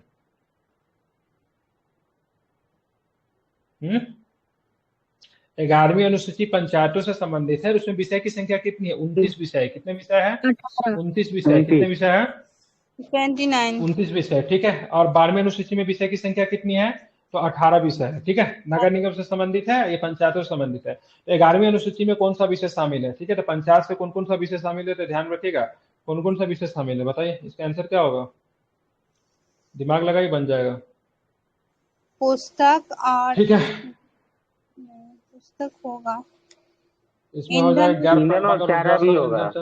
उपायुक्त में से एक से अधिक। ठीक है, क्या हो जाएगा, उपायुक्त में से एक से अधिक होगा। ठीक है, ध्यान रखेंगे। ठीक है, क्या हो जाएगा, उपायुक्त में से एक से अधिक हो जाएगा। ठीक है, सारे के सारे शामिल है। ठीक है, अब चलते आगे चलेंगे, देखेंगे भारतीय संविधान के कौन सा अनुच्छेद मौलिक अधिकारों के परिवर्तन के संबंध में सर्वोच्च न्यायालय को व्यापक मूल अधिकारता प्रदान करता है। ठीक है, तो कौन सा अधिकार है बताइए, तो अनुच्छेद 32। ठीक है, कौन होता है, अनुच्छेद 32 के तहत रीट जारी किए जाते हैं। ठीक है, कौन सा होता है, रीट जारी करते हैं ना, इसमें रीट में बंदी प्रतिच्छेदन, परमादेश, निषेध, ठीक है, छठियारो, ठीक है, सबके साथ विशेष प्रकार के रीट जारी किए जाते हैं। ठीक है, तो ये 32 में या 226 में कौन सा होता है, तो उच्च न्यायालय करता है। ठीक है, निम्नलिखित में से कौन भारतीय संविधान के प्रारूप समिति का सदस्य नहीं था। ठीक है, राजेंद्र बाबू जो थे संविधान सभा के अध्यक्ष थे, प्रारूप समिति के सदस्य नहीं थे। ठीक है, ध्यान रखना, प्रारूप समिति के सदस्य की बात करेंगे तो ध्यान रखिए कौन थे। ठीक है, तो BN राव साहब थे, राजेंद्र अम्बेडकर साहब थे, ठीक है, मुंशी साहब थे, शाहदुल्ला साहब थे, अल्लादी कृष्ण स्वामी अय्यर साहब थे, ठीक है, N गोपाल स्वामी अयंगर साहब थे, ठीक है, माधव राव साहब थे, TT कृष्णाचारी थे। ठीक है, तो हमारे राजेंद्र बाबू तो नहीं थे। ठीक है, इसमें आपको ध्यान में रखना है। ठीक है, वित्तीय आपातकाल किस अनुच्छेद के तहत लाया गया था, वित्तीय आपातकाल किस में आता है, 360 में आता है। ठीक है, ध्यान में इसको रखना है। ठीक है, निम्नलिखित में से कौन सा अनुच्छेद राज्यों के राज्यपाल से संबंधित है। ठीक है, तो राज्यों का राज्यपाल से संबंधित है 153। ठीक है, ध्यान में कौन सा है, राज्यों के राज्यपाल से 153 अनुच्छेद जो है संबंधित है। ठीक है, ध्यान में रखना है। ठीक है, अब आते हैं राज्यपाल के बारे में, तो आप लोग सब समझते ही है। ठीक है, बाकी राज्य के मुख्यमंत्री अन्य मंत्रियों की नियुक्ति राज्यपाल करता है, 164 में है। ठीक है, ध्यान में रखना है। ठीक है, एक मंत्री परिषद होना चाहिए जिसकी अध्यक्षता मुख्यमंत्री करेंगे, 163 में है। ठीक है, राज्यपाल विधानसभा का विधायक और राष्ट्रपति के लिए रोक लेता है, 200 में है। ठीक है, विशेष परिस्थिति में अध्यादेश जारी करता है, उसको 213 में है। ठीक है, 1800 संविधान के किस प्रथा को अवैध घोषित कर दिया गया, तो कौन सा है, तो ध्यान रखिएगा उपर्युक्त में से कोई नहीं है, ठीक है। कौन सी, सॉरी, दास प्रथा तो दिया तो है, ठीक है। स्लेवरी को किया था, किसे किया था 1847 में, किसे मतलब किया गया था, तो स्लेवरी को किया गया था, दास प्रथा को किया गया, ठीक है। किसके तहत, तो नियम 5 के तहत। कौन सा नियम था, तो ध्यान रखिए नियम 5 के तहत मतलब क्या किया गया, ठीक है, इसको किया गया, ठीक है, अवैध घोषित किया गया, ठीक है, ध्यान में रखेंगे, ठीक है। प्राचीन स्मारक संरक्षण अधिनियम की बात करें, किसके वायसराय, ठीक है, किस वायसराय के कार्यकाल में पारित हुआ, तो ध्यान में रखिएगा, ठीक है, तो ध्यान में रखना है, ठीक है, ध्यान में रखना है। किस, तो कौन हो जाए, कर्जन साहब हो जाएंगे, क्या हो जाएंगे, कर्जन हो जाएंगे, ठीक है। अब आता है भारत की प्रथम महिला विश्वविद्यालय किसने स्थापित की, तो प्रश्न आसान है, ठीक है, किसने की, तो डीके करबे, ठीक है, क्या हो जाएंगे, सॉरी डीके करबे नहीं, क्या हो जाएगा, इसका आंसर क्या होगा बताइए यार, पूरा ये लोग छाप दिया है ये लोग, ठीक है, डीके करबे, ठीक, अहिल्या देवी, नहीं नहीं, डीके करबे, ठीक है, सॉरी। भारत की प्रथम महिला विश्वविद्यालय पूछना, डीके करबे, ठीक है, ठीक है। हाँ, तो भारत में प्रथम महिला विश्वविद्यालय, ठीक है, ध्यान में रखेंगे, जिसका नाम था श्रीमती नाथी भाई दामोदर ठैकरसी महिला विश्वविद्यालय। इसकी स्थापना 1916 में महिलाओं की शिक्षा के लिए एक समाज सुधार द्वारा की गई थी। विश्वविद्यालय की शुरुआत में 5 छात्रों के एक समूह के द्वारा की गई थी, धीरे धीरे इसने एक महिला विश्वविद्यालय का रूप आकार ले लिया, ठीक है। SNDT महिला विश्वविद्यालय की स्थापना 1916 में डीके करबे ने की थी। वर्ष 1896 में उन्होंने पुणे के पास असहाय और विधवा महिलाओं के लिए एक आश्रम की स्थापना की, तो मुझे वही विधवा आश्रम का नाम याद आता है, ठीक है, ध्यान में रखेंगे। आप चलते आगे चलेंगे तो और क्या प्रश्न वो भी देखते हैं।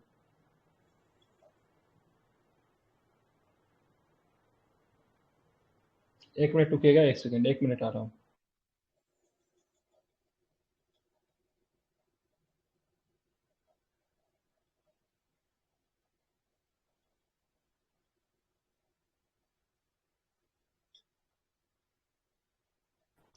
चलिए आप चलते हैं, आगे चलते हैं, ठीक है। निम्नलिखित में से किस मुस्लिम विचारक ने भारत में उलेमाओं को भारतीय राष्ट्रीय कांग्रेस के साथ मिलकर स्वतंत्रता के लिए काम करने के लिए राजी किया था, तो क्या हो जाएगा, निम्नलिखित में से किस मुस्लिम विचारक ने भारत में, ठीक है, उलेमाओं को, ठीक है, भारतीय राष्ट्रीय कांग्रेस के साथ मिलकर स्वतंत्रता के लिए काम करने के लिए राजी किया था, उसका नाम जमाल अल दीन अफगानी, क्या नाम था उनका, जमाल अल दीन अफगानी नाम था, ठीक है, ध्यान में रखेंगे, ठीक है, ध्यान में रखना। अब चलते आगे, अनुसूचित जाति शब्द का पहली बार प्रयोग किसने, कब किया गया था, अनुसूचित जाति शब्द का पहला बार प्रयोग कब किया गया था, तो भारत शास्त्र अधिनियम 1935 में अनुसूचित जाति शब्द का पहला बार प्रयोग किया गया था। बहुत इंपॉर्टेंट क्वेश्चन है, ठीक है। 1935 के एक्ट में अनुसूचित जाति शब्द का पहला बार प्रयोग किया गया था, ध्यान में रखना है, ठीक है, क्या था, फर्स्ट टाइम, ठीक है। भूदान आंदोलन की शुरुआत करते हुए 1951 में विनोबा भावे 100 एकड़ जमीन किसने दान दी थी, रेड्डी साहब ने दिया था, कौन रेड्डी, ठीक है, बैकंटरम बकाया रेड्डी, रामचंद्र रेड्डी, कौन से थे बताइए, सब रेड्डी ही है, लेकिन इसका नाम था रामचंद्र रेड्डी, ठीक है। बेदीरे रामचंद्र रेड्डी जो थे उन्होंने 100 एकड़ जमीन दान करके इसकी शुरुआत की थी, ठीक है। तेलंगाना के थे, तेलंगाना के कौन से गांव का, तो तेलंगाना के गांव का नाम था पोचमपल्ली, कौन सा गांव था, गांव का नाम था पोचमपल्ली, ठीक है, ध्यान रखें, ठीक है, क्या था, पोचमपल्ली गांव का नाम था, ठीक है, ध्यान रखना है। अब आगे चले, मैंने रोटी मांगी थी लेकिन मुझे बदले में पत्थर मिला, ठीक है, ध्यान रखिए, कथन गांधी जी ने किस आंदोलन के दौरान कहा था, ठीक है, तो ध्यान रखें, शबनीय अवज्ञा आंदोलन के दौरान गांधी जी ने कहा था मैंने रोटी मांगी थी लेकिन बदले में मुझे क्या मिले, पत्थर मिले, ठीक है। ये कथन की बात करें, गांधी जी ने शबनीय अवज्ञा, ठीक है, के दौरान, शबनीय अवज्ञा आंदोलन के दौरान कही थी, ठीक है। दांडी मार्च की शुरुआत में गांधी जी ने मैंने घुटनों के बल झुककर रोटी मांगी थी, मुझे बदले में क्या मिला, तो पत्थर मिला, ठीक है। अब चलते आगे चलेंगे तो देखेंगे 60 नंबर क्वेश्चन, देखिए, कांग्रेस के किस अधिवेशन में सदस्यों को खादी वस्त्र पहनना अनिवार्य कर दिया गया, ठीक है, तो 41वां नंबर का अधिवेशन था, ठीक है, कौन सा अधिवेशन था, 41वां नंबर का अधिवेशन था जो कि 1926 में हुआ था, ठीक है, कौन सा अधिवेशन था, तो 1926 में गुवाहाटी में हुआ था, ठीक है, कौन सा था, गुवाहाटी में हुआ था, ठीक है, ध्यान में रखेंगे, ठीक है। तो गुवाहाटी अधिवेशन की बात करेंगे, उसमें मतलब कांग्रेस के लिए मतलब क्या था, तो इसमें खादी वस्त्र पहनना मतलब अनिवार्य कर दिया था। तो पूछेगा सम्मेलन की, कांग्रेस के अधिवेशन की अध्यक्षता किसने की थी, तो श्रीनिवास अयंगर ने किया था, किसने किया था, तो ध्यान में रखेंगे श्रीनिवासन, ठीक है, श्रीनिवासन अयंगर के द्वारा मतलब किया गया था, ठीक है। अब चलेंगे न्यूक्लिडियन ज्यामिति के सिद्धांतों का संस्कृत में अनुवाद किसने की, ठीक है, न्यूक्लिडियन ज्यामिति के सिद्धांतों का संस्कृत में अनुवाद किसने किया था, तो ध्यान रखेंगे, तो किसी ने नहीं किया था, जो करवाने वाले जो व्यक्ति थे उनका नाम था सवाई जयसिंह, क्या ना, सवाई जयसिंह थे, ठीक है, ध्यान रखें, ठीक है, इन्होंने किया था, ठीक है, सवाई जयसिंह साहब ने किया था, बाकी इसमें सारे ऑप्शन ऐसे नहीं है तो गलत ही होंगे, ठीक है। अब चलते आगे के प्रश्न देखेंगे। आगे का प्रश्न कौन सा है? लाल किला मुकदमे के दोषियों को क्षमा करने वाला व्यवस्था का नाम क्या था? तो जिसने मुकदमा चला था उस समय कौन था? ठीक है, ध्यान में रखेंगे। ठीक है, उस समय कौन था तो बताना है। ठीक है, आप चलेंगे चेम्सफोर्ड, बेबल, लॉर्ड विलिंगटन। ठीक है, क्या हो जाएगा तो ध्यान रखें, बेबल हो जाएंगे। कौन हो जाएंगे? तो बेबल हो जाएंगे। ठीक है, इसको आपको ध्यान में रखना चाहिए। कौन हो जाएंगे? बेबल हो जाएंगे। ठीक है, इंपॉर्टेंट है। कौन हो जाएंगे? बेबल हो जाएंगे। ध्यान में इसको रखिएगा।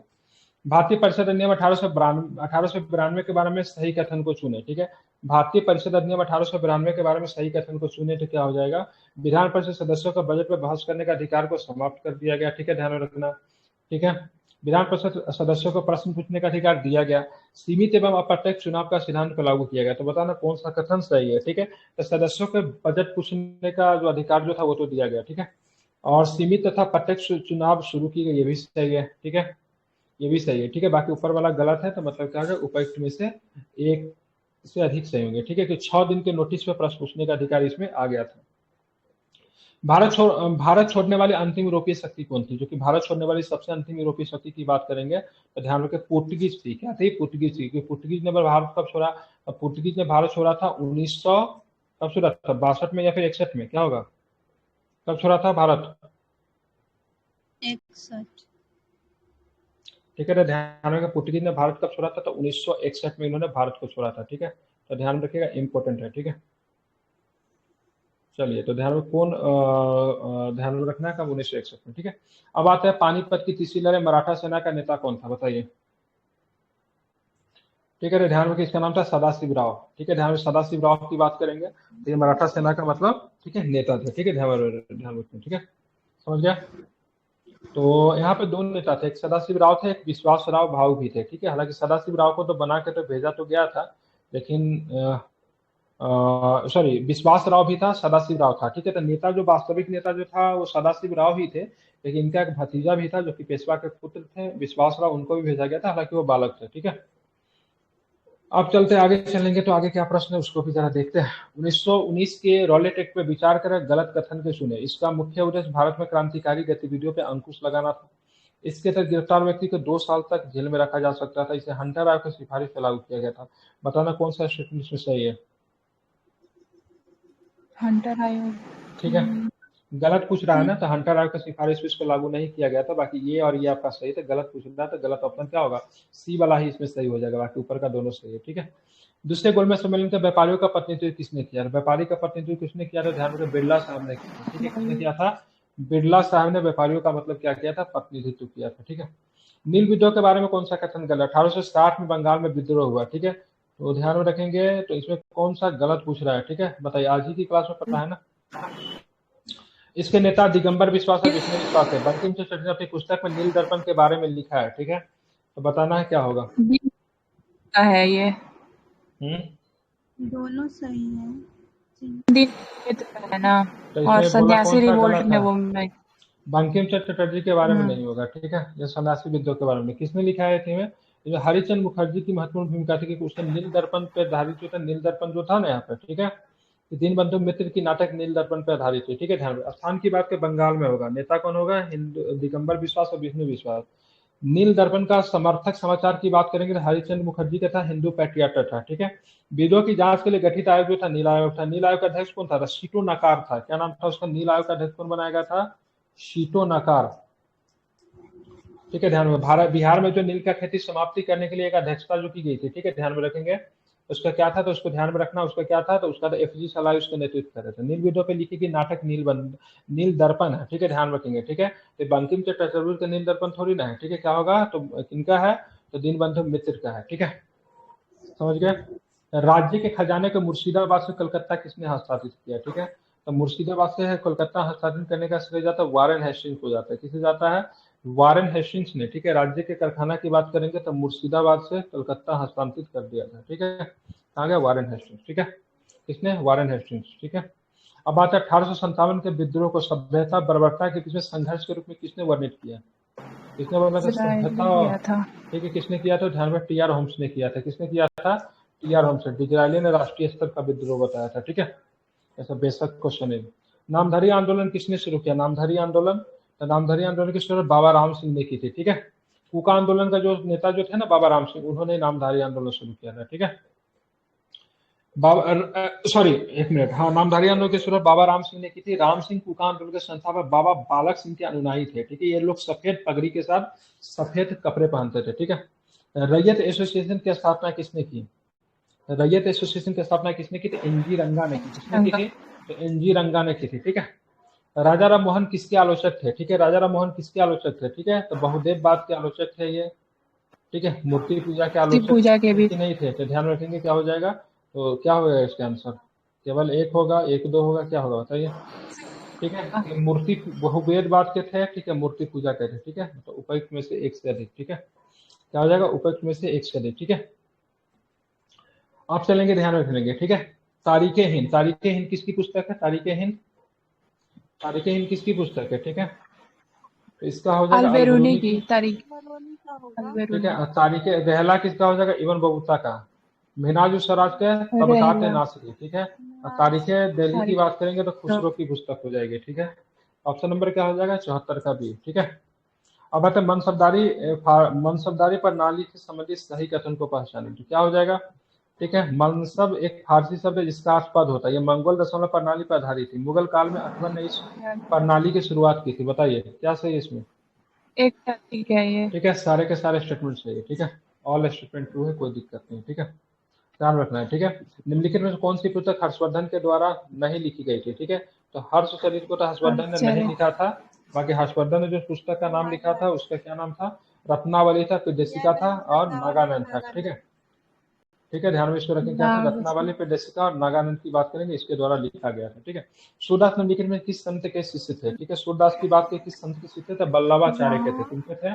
तो बल्लभाचार्य के। सूरदास निम्नलिखित किस संत के शिष्य थे? बल्लभाचार्य के शिष्य थे, ठीक है। भारत छोड़ो आंदोलन का दूसरा नाम क्या है? तो जानते हैं आप लोग, अगस्त की क्रांति हो जाएगा। क्या हो जाएगा? अगस्त की क्रांति इसका दूसरा नाम हो जाएगा, ठीक है। पूना पैक्ट 1932 के संबंध में निम्नलिखित कथनों पर विचार कर रहे हैं, और ये बड़ा क्वेश्चन नहीं है। ये लोग क्या करते हैं ना, बीच में थोड़ा सा स्पेस अगर दे देगा तो इसके क्या चला जाएगा, समझ में नहीं आता क्यों, मतलब इसको दूसरा कलर का यूज क्या नहीं करता है, मिला देता है बेवकूफ आदमी। ये बाबा साहब अम्बेडकर महात्मा गांधी की 24 सितंबर 1932 को पुणे महाराष्ट्र में भारत की यरवदा जेल में हस्ताक्षरित एक समझौता है, ठीक है।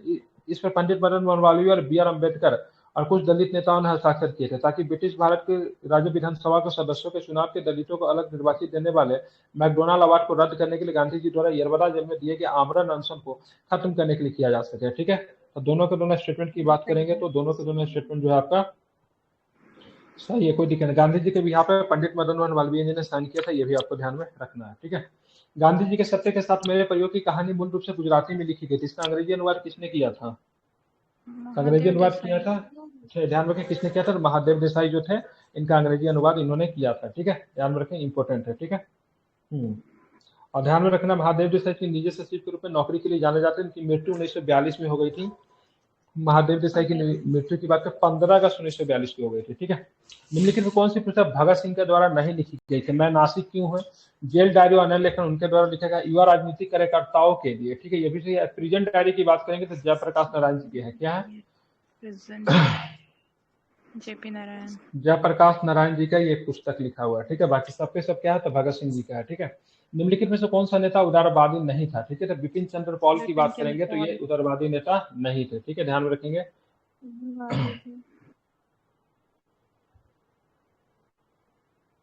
ठीक है, कौन था? तो ध्यान में रखेंगे, उदारवादी नेता नहीं थे, ठीक है, ध्यान में रखना है, ठीक है, समझ गए? तो उदारवादी नेता नहीं थे, इसको आपको ध्यान में रखना है, ठीक है। आप चलते हैं आगे।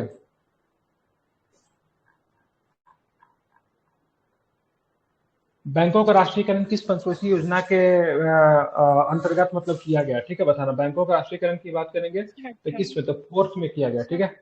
नहीं, बैंकों का राष्ट्रीयकरण की बात करेंगे 4थी में किया गया था, ठीक है, 4थी में किया गया था। और कब किया गया था? 1969 में किया गया था, ठीक है, 1969 में। पहला कब से कब तक रहेगा? 51 से 56। दूसरा की बात करेंगे तो 56 से 61, ठीक है। तीसरा की बात करेंगे तो 61 से लेकर 66 तक, ठीक है। और चौथा 66 के बाद तो कब हो जाएगा?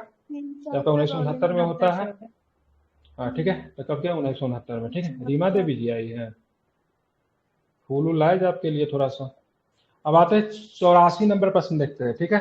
किस अर्थशास्त्री ने आर्थिक विकास के लिए गरीबी के खिलाफ लड़ाई शब्द गढ़ा है? ठीक है, तो किसने? महबूबुल हक ने, ठीक है। क्या महबूबुल हक ने गढ़ा है? ठीक है, ये कहाँ का था? या पाकिस्तानी है, ठीक है, ध्यान रखिए क्या है, पाकिस्तानी इतिहास, पाकिस्तानी अर्थशास्त्री है, ठीक है। 85 नंबर प्रश्न है, काली क्रांति का संबंध किससे है? काली क्रांति के संबंध की बात करेंगे तो कच्चे तेल के उत्पादन से काली क्रांति का संबंध, इसको ध्यान में आपको रखना है, इंपॉर्टेंट है, ठीक है। ग्रीन रेवोल्यूशन की बात करें फूड गेम्स और प्रोडक्शन से, व्हाइट रेवोल्यूशन मिल्क प्रोडक्शन से, ब्लू रेवोल्यूशन की बात करें फिश एंड मैराइन प्रोडक्ट्स से, ठीक है। येलो रेवोल्यूशन की बात करें वाइल्ड सीड प्रोडक्शन से, पिंक रेवोल्यूशन की बात करेंगे प्रॉन मतलब झींगा से, ठीक है।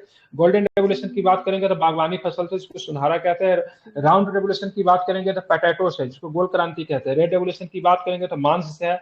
सिल्वर रेवोल्यूशन की बात करें अंडा और पोल्ट्री से है, ठीक है। रेनबो रेवोल्यूशन की बात करेंगे overall development for all agriculture allied sector, ठीक है।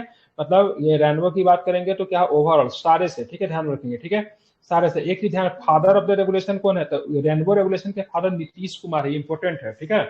ये आपका जो क्या बोलेंगे रेनबो के हिंदी में, इंद्रधनुष के कौन है? हाँ नीतीश कुमार, ठीक है, नीतीश कुमार, ठीक है, नीतीश कुमार है, ठीक है। कौन वाला नीतीश कुमार, बिहार वाले नीतीश कुमार ही होने चाहिए, ठीक है, मुझे नीतीश कुमार याद है। चेक कीजिए इसके कौन है जनक, नीतीश कुमार ही है ना,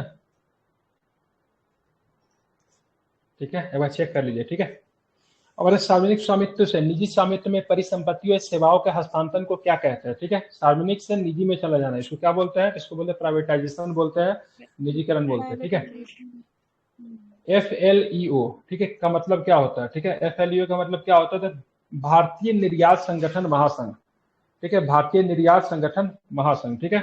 federation of Indian expert organisation क्या होता है, federation of Indian expert organisation होता है, ठीक है। स्थापना कब हुई थी, 1965 में इसकी FIEO की स्थापना हुई थी, ठीक है।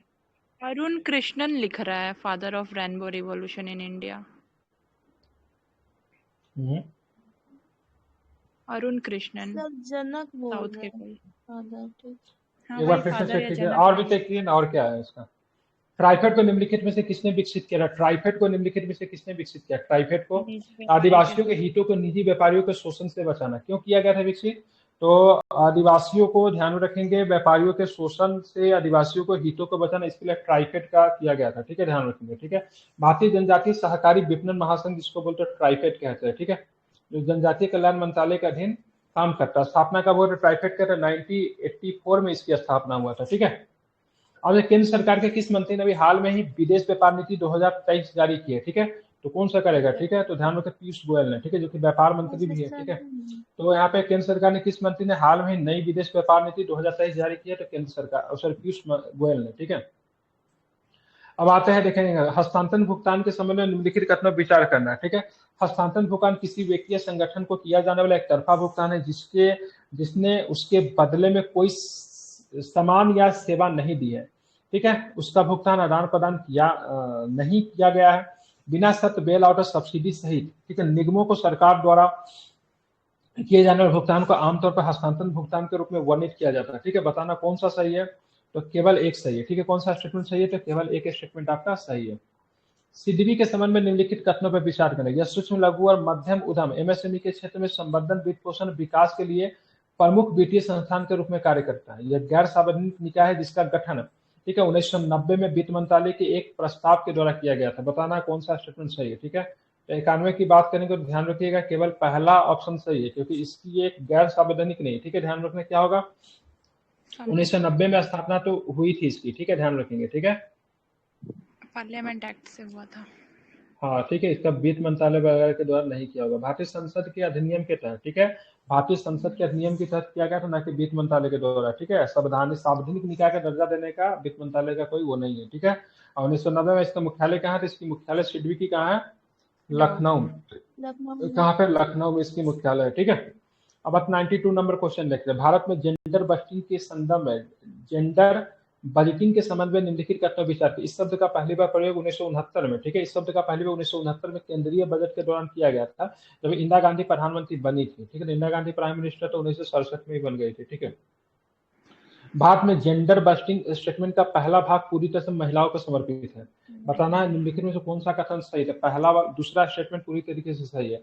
पहला वाला स्टेटमेंट की बात करेंगे तो गलत है, क्योंकि इस शब्द का प्रयोग 2001 और 2 में किया गया था, 2001-2 में किया गया था, न कि 1969 में किया गया था, ठीक है।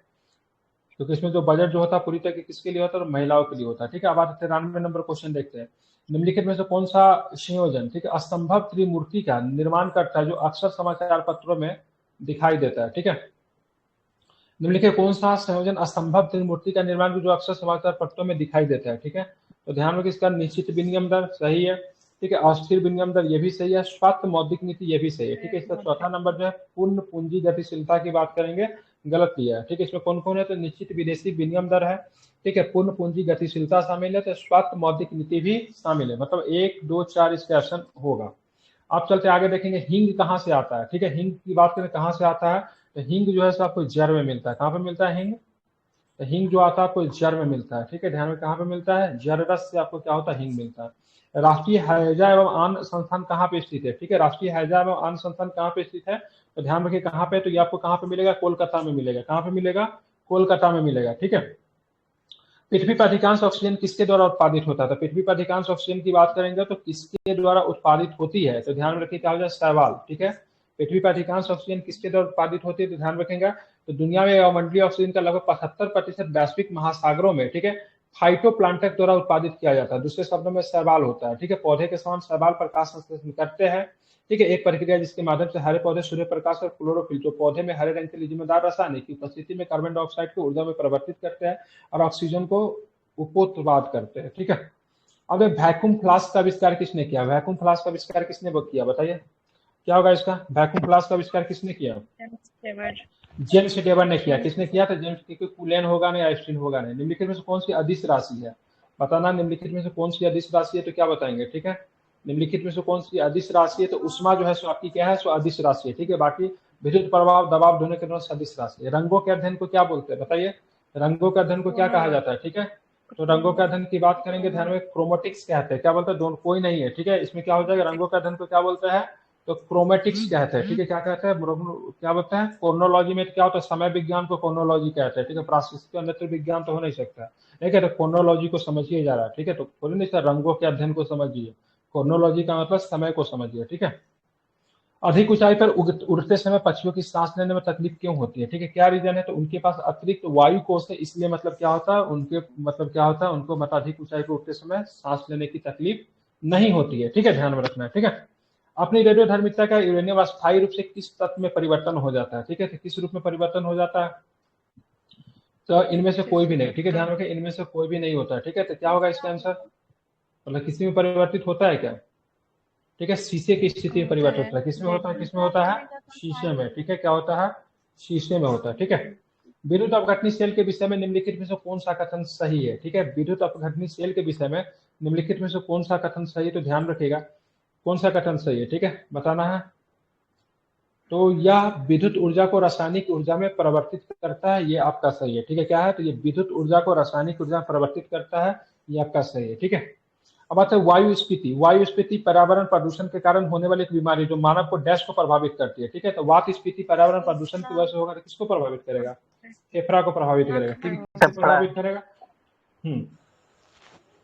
तो फेफड़ा को प्रभावित करेगा। ठीक है, ध्यान रखेंगे। ठीक है, इसको प्रभावित करेगा तो फेफड़ा को प्रभावित करेगा। ठीक है, इसको भी आप ध्यान में रखना है, किसे प्रभावित करेगा, तो फेफड़ा को प्रभावित करेगा। ठीक है, इंपॉर्टेंट है, इसे आप याद रखिएगा। ठीक है, अब आगे चलते हैं तो और भी प्रश्न कुछ है, उसको जरा देखते हैं। ठीक है, ध्यान रखेंगे, क्या है आगे कुछ प्रश्न है, उसको भी जरा हम लोग देखते हैं। ठीक है, आगे चलेंगे, निम्नलिखित में से कौन सा खनिज फाइबर है। ठीक है, निम्नलिखित में से कौन सा खनिज फाइबर है, तो क्या बताएंगे। ठीक है, तो यहाँ पे एवेस्टेस है, ग्रेफाइट है। ठीक है, और कौन है, कांच, सभी के सभी क्या है, खनिज फाइबर है। चंद्रमा से, ध्यान रखें, चंद्रमा से प्रकाश की दूरी तक पहुंचने में कितना समय लगता है, तो चंद्रमा से प्रकाश की दूरी कितना लगता है, 1.3 सेकंड लगता है। ठीक, कितना लगता है, 1.3 सेकंड लगता है। बादलों की ऊंचाई, दिशा और गति मापने के लिए किसका प्रयोग किया जाता है, तो जानते हैं आप लोग, नेफोस्कोप का प्रयोग किया जाता है। किसका प्रयोग किया जाता है, तो नेफोस्कोप का प्रयोग किया जाता है। ठीक है, ब्लैक फुट रोग किस तत्व की अधिक मात्रा के कारण होता है। ठीक है, तो ब्लैक फुट रोग की बात करेंगे, ध्यान रखिएगा, तो पानी में आर्सेनिक की वजह से होता है। किसकी वजह से होता है, पानी में आर्सेनिक की वजह से होता है, मतलब इसका आंसर क्या हो जाएगा, इनमें से कोई नहीं होता। ठीक है, पानी में आर्सेनिक की अधिकता के कारण से ब्लैक फुट रोग होता है। रात में जागने वाला जानवर देख सकते हैं। ठीक है, केवल काले और सफेद रंग को रात में जागने वाले जानवर देख सकते हैं, केवल काले और सफेद रंग के जानवर, इसको निशाचर कहते हैं, जो रात में रात्रिचर या फिर निशाचर, रात्रिचर कहते हैं, सॉरी निशाचर। ठीक है, पैरों की छाल पर उगने वाला कवकों को क्या कहते हैं, ठीक है, उसको क्या बोलते हैं, कॉर्टिकोलस कहते हैं। क्या बोलते हैं? कॉर्टिकोलस कहते हैं, जो कि पैरों के छालों पे क्या करते हैं? उगते हैं। ठीक है, इसे आप ध्यान में रखेंगे। ठीक है, आगे बात करेंगे। ठीक है, क्या है वायरस के उत्परिवर्तन का क्या कारण है? ठीक है, वायरस के उत्परिवर्तन का क्या कारण ध्यान में रखेंगे, तो इसके आनुवांशिक पदार्थ में परिवर्तन। ठीक है, इसके आनुवांशिक पदार्थ में परिवर्तन होता है। ठीक है, प्राणियों और पौधे के बीच संपर्क सूत्र किसने माना? प्राणियों और पौधे के बीच में संपर्क सूत्र किसे माना जाता है? क्या बताएंगे? जो प्राणियों और पौधे के बीच में, ठीक है, क्या बोलता है? यूग्लिना होता है। यूग्लिना, ठीक है, यूग्लिना होता है। ठीक है, ध्यान में रखो, यूग्लिना। ठीक है, अब बात करें कुछ बात वायरस की बात करें between living and non living के बीच में होता है। यूग्लिना की बात करें बिटवीन प्लांट्स एंड एनिमल्स के बीच में होता है। ठीक है, ध्यान रखें, दोनों को दोनों आपको ध्यान में रखना इंपॉर्टेंट है। ठीक है, और भी बहुत सारे, एक्टिना की बात करें रेप्टाइल्स और मैमल्स के बीच में होता है। किसके बीच में? एक्टिना किसके बीच में होता है? रेप्टाइल्स, मतलब क्या बोलते हैं इसको इंग्लिश में यार? क्या बोला रेप्टाइल्स को? मैमल का स्तनधारी होता है। रेप्टाइल्स को क्या बोलते हैं? उसको जो जमीन पे सरकता है, स्तनधारी। सरीसृप होता है। ठीक है, स्तनधारी को मैमल्स बोलते हैं। ठीक है, तो उसके बीच में क्या होता है? एक्टिना होता है। ठीक है, यूग्लिना किसके किसके बीच में होता है? प्लांट्स एंड एनिमल्स के बीच में होता है। ठीक है, समझ गए? एक होता है आपका मोलस्का और एनालिडा के बीच में, उसका बोलता है नियोपिलिंगा। क्या बोलता है उसका? नियोपिलिंगा। ठीक है, और भी बहुत सारा, उसको आप लोग देख लीजिएगा। ठीक है, फीसेज और एम्फीबिया के बीच में होता है, उसको लंग फिक्स कहते हैं, जिसको बोलता है प्रोटोटेरस। ठीक है, जो क्या होता है? फिश और एम्फीबिया के बीच में होता है। ठीक है, कौन से विटामिन हार्मोन की तरह कार्य करता है? कैल्शियम अवशोषण को बढ़ाता है। बताइए कौन सा विटामिन की बात करेंगे? हार्मोन की तरह कार्य करता है, कैल्शियम अवशोषण को बढ़ाता है, तो कौन हो जाएगा?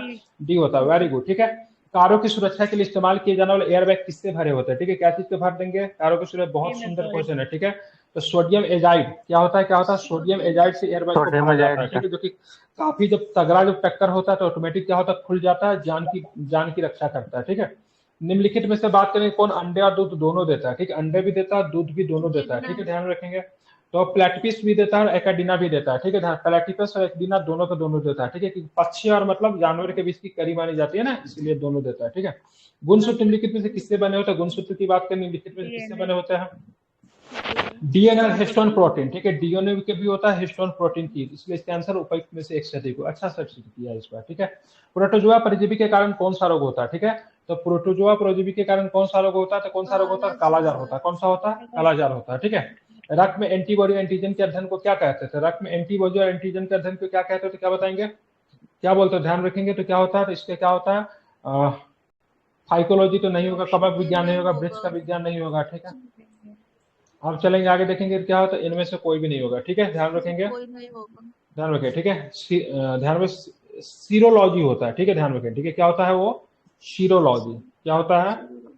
एक सीरोलॉजी होता है, एक सौरोलॉजी होता है। सौरोलॉजी में छिपकली का अध्ययन होता है। ठीक है, शरीर के किसी भी भाग में कोशिकाओं या ऊतकों की मृत्यु के लिए प्रयुक्त शब्द क्या है? तो कौन सा शब्द उसका प्रयोग करेंगे? उसको बोलते हैं, ठीक है, निक्रोसिस। क्या बोलते हैं उसको? निक्रोसिस उसको बोलते हैं। ठीक है, ट्रेडमिल टेस्ट किस अंग से संबंधित है? ठीक है, ट्रेडमिल टेस्ट की बात करें किससे संबंधित है? तो हार्ट से संबंधित है। किससे संबंधित? हार्ट से संबंधित है। ठीक है, किसी कार में इंजन की नॉकिंग से बचने के लिए निम्नलिखित में से किसका उपयोग एंटी नॉकिंग एजेंट के रूप में किया जाता है? किसका किया जाता है? एंटी नॉकिंग एजेंट के रूप में।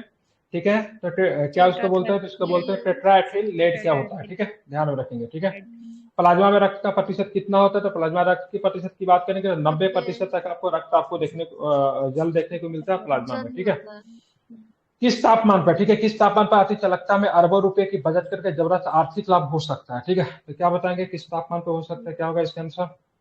ठीक है, ध्यान रखेंगे, इसका आंसर क्या होगा? तो इसका होगा एट द रूम टेम्परेचर। क्या हो जाएगा? At the room temperature. ठीक है, अतः कमरे की तापमान पे। क्या होगा? कमरे की तापमान पर। मुंडेश्वरी पर्वत आपको कहाँ पे, जहाँ पे मेला लगता है, मुंडेश्वरी देवी का पर्वत आपको कहाँ पे मिलेगा? ध्यान रखेंगे, कहाँ पे मिलता है? कैमूर में मिलता है। कैमूर में है। ठीक है, कैमूर में लगता है। ठीक है, कहाँ पे? मुंडेश्वरी पर्वत बिहार के किस राज्य में है?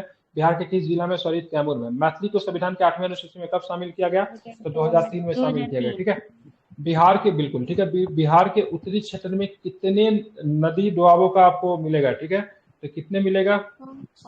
3 मिलते हैं। ठीक है, कितने मिलते हैं? कितने नदी दोआब मिलते हैं? 3 मिलते हैं। 3 नदी का नाम क्या है? घाघरा गंडक का है, गंडक कोसी का है, कोसी महानंदा का दोआब है। ठीक है, दोआब जब भी होगा तो दोआब में 2 नदी होता है, क्योंकि 2 नदी के बीच की भूमि को दोआब बोलते हैं। ठीक है, तो बिहार के उत्तर में आपको कौन कौन है? घाघरा गंडक, गंडक कोसी और कोसी महानंदा। ठीक है, अब आता है भरथुआ चौवार। ठीक है, भरथुआ तो मेरे घर के पास में ही है। ठीक है, तो कहाँ पे पड़ेगा? ये मुजफ्फरपुर में पड़ता है। ठीक है, मुजफ्फरपुर में पड़ता है। मुजफ्फरपुर की अगर बात करें, गाँव का भी नाम बता दो क्या?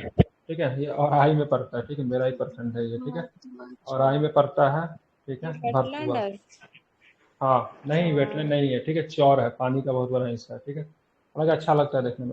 1938 में बिहार के मोमिन कांग्रेस की स्थापना किसने की, ठीक है, मोमिन कांग्रेस की स्थापना किसने की, बताइए किसने किया था?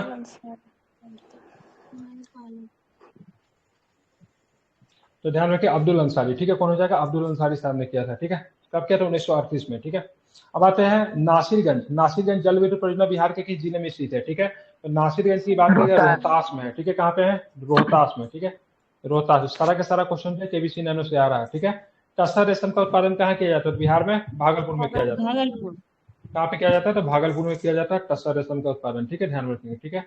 भागलपुर नवादा में भी है, ठीक है, भागलपुर है, इसका आंसर डी लिया है। उपयुक्त में से एक से अधिक, भागलपुर, बांका, ठीक है, नवादा जैसे जिलों में किया जाता है, ठीक है, उपयुक्त में से एक से अधिक, ठीक है।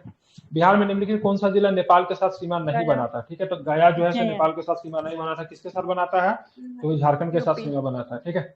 पूर्णिया मंडल में कितने जिले हैं, ठीक है, पूर्णिया मंडल में कितने जिले हैं? तो 4 गो जिला मिलेगा। कौन कौन जिला मिलेगा? 4 गो जिला मिलेगा, ठीक है। पूर्णिया में कौन कौन जिला है?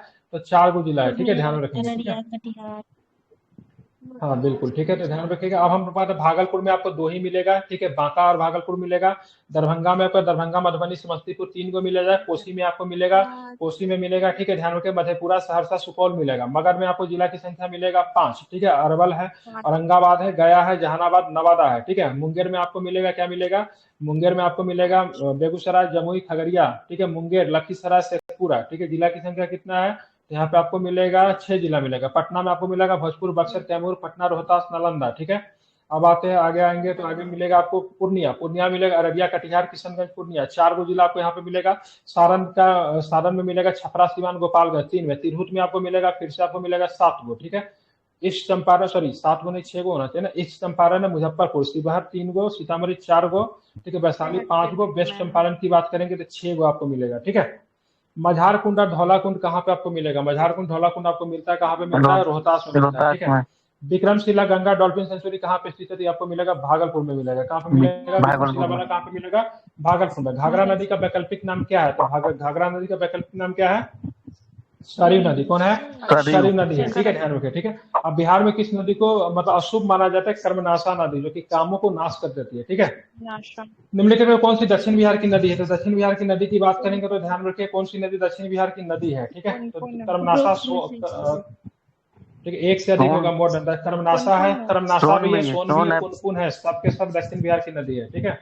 अब बात करेंगे उत्तर बिहार की नदी, घाघरा, गंडक, बूढ़ी गंडक, बागमती, कोसी, कमला और महानंदा, ये सब उत्तर बिहार की नदी है। बछवाड़ा में राष्ट्रीय स्तर पर गुणवत्ता प्रमाण पर प्राप्त करने वाला बिहार का पहला प्राथमिक स्वास्थ्य केंद्र बन गया था। बछवाड़ा आपको कहाँ पे पड़ता है? काफी चर्चा में रहता है ना बछवाड़ा, ठीक है। बछवाड़ा आपको पड़ेगा बेगूसराय में पड़ेगा बछवाड़ा, ठीक है। अंतरंग दोस्तों की नजर नीतीश कुमार पुस्तक का विमोचन किसके द्वारा किया? अंतरंग दोस्तों की नजर में नीतीश कुमार किसने किया? लालू प्रसाद यादव, ठीक है। इसका पुस्तक का विमोचन किसके द्वारा किया गया? लालू यादव के द्वारा किया गया, ठीक है। जयप्रकाश विश्वविद्यालय कहाँ पे है? जयप्रकाश नारायण विश्वविद्यालय कहाँ पे मिलेगा? तो आपको मिलेगा छपरा में मिलेगा। कहाँ पे मिलेगा? छपरा में मिलेगा, ठीक है। तो निम्नलिखित में किस कंपनी ने बिहार में सबसे पहले चीनी मिल स्थापित किया था? ठीक है, ध्यान रखिए, बिहार में सबसे पहले चीनी मिल डच के द्वारा स्थापित किया। किसके द्वारा? डच कंपनी के द्वारा बिहार में सबसे पहले मढ़ौरा में, ठीक है, मढ़ौरा में किया गया था। लेकिन ये वाला डच वाला नहीं था, मढ़ौरा वाला में, डच में मढ़ौरा में जो किया गया था तो ब्रिटिश ने किया था, ठीक है। लेकिन वही सबसे पहला वाला है। हाँ, मढ़ौरा सबसे पहला, लेकिन डच ने नहीं किया था, ठीक है। बिहार में इलेक्ट्रिक, वो असफल हो गया होगा डच वाला। बिहार में इलेक्ट्रिक लोकोमोटिव कारखाना कहाँ पे है? तो ध्यान रखिएगा, मधेपुरा में। कहाँ पे है? मधेपुरा में, ठीक है। अब होगा आपका मैथ का क्वेश्चन, जो कि हम लोग बनाएंगे नहीं, ठीक है। इस तरीके से हमने 140 प्रश्नों को बहुत ही स्पीडी तरीके से, आई थिंक 1 घंटा 15 मिनट में ही हमने क्या कर लिया, उससे भी कम समय में कंप्लीट कर लिया, ठीक है। इस तरीके से हमारा सेट समाप्त हो गया। 9:50 अभी हो रहे हैं, ठीक है। 10:30 बजे आइए, ठीक है। 10:30 बजे करंट पढ़ेंगे, बिहार पढ़ेंगे। बिहार में आपका नया चैप्टर शुरू, पत्रकारिता जो हुआ बहुत इंपॉर्टेंट है। और साथ में हम लोग शुरू करेंगे, क्या शुरू करेंगे, तो आपका स्पेक्ट्रम जो कल शुरू चल रहा था ना, स्पेक्ट्रम को हम लोग पढ़ेंगे। 3 सब्जेक्ट करेंगे। और आज का आपका साइंस हो गया है, और आपका मॉडर्न हिस्ट्री का आपका सवेरे रिवीजन क्लास 6 बजे से 5 बजे से चल ही रहा है, क्योंकि बहुत महत्वपूर्ण क्लास है। इस क्लास को किया कीजिए, आपका ओवरऑल आपका रिवीजन हो जाएगा, ठीक है। तो चलिए हम लोग मिलते हैं, थोड़ी देर में मिलते हैं। कहाँ मिलते हैं? तो